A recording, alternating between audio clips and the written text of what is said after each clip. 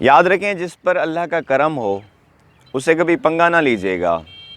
वो तो करम पे चल रहा होता है और आप चलती मशीन में हाथ देंगे, अपना हाथ कटवा बैठेंगे। जिस शख्स पर अल्लाह का करम होता है, बहुत सादा सा बंदा होता है, बिल्कुल सादा सा, उसमें कोई बनावट नहीं होगी, भरपूर अकल के साथ, बिल्कुल सीधा साधा बंदा, उलझाएगा नहीं, बहस नहीं करेगा, झगड़ा नहीं करेगा, रास्ता दे देगा, सीधी सादी बात करेगा आपसे। और जिन लोगों पर अल्लाह का करम होता है उनसे दूसरों को फ़ायदा मिल रहा होता है, उनकी ज़ात से, उनके नाम से, उनके काम से।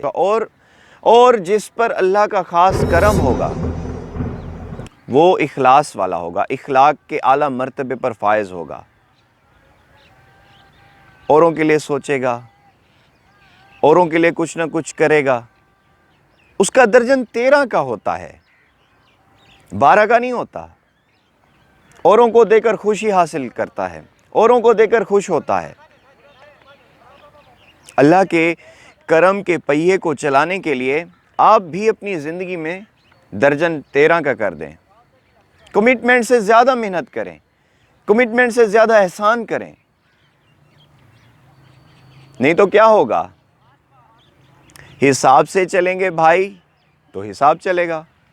ज़िंदगी यही है, ज़िंदगी का यही असूल है। सुनने के लिए बहुत बहुत शुक्रिया।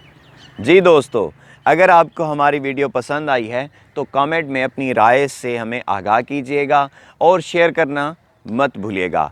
अगर आप चैनल पर नए हैं तो चैनल को सब्सक्राइब करके बेल आइकन को दबाना मत भूलिएगा, ताकि आपको हमारी मज़ीद वीडियोस सबसे पहले मिल सकें। अपना बहुत सारा ख्याल रखिएगा, दुआ में हमें याद रखिएगा। अपने दोस्त तौकीर नियाज़ तौकीर को इजाज़त दीजिए। अल्लाह निगहबान।